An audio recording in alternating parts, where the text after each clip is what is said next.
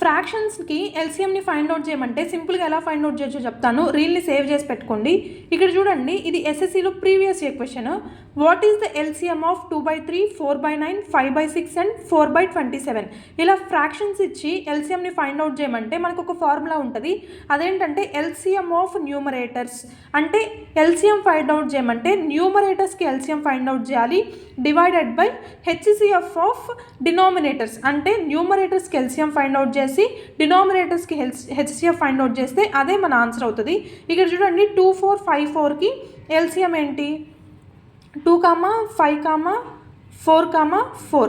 వీటికి ఎల్సిఎం ఏమవుతుంది? 2 1s, 2 2s, 2 2s, 2 1 5. అంటే ఇక్కడ 4 5 అంటే ఎంత?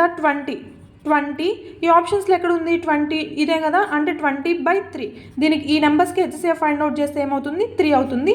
మన ఆప్షన్స్లో ఏముంది? ఏ. అంటే మన ఆన్సర్ ఏ అవుతుంది.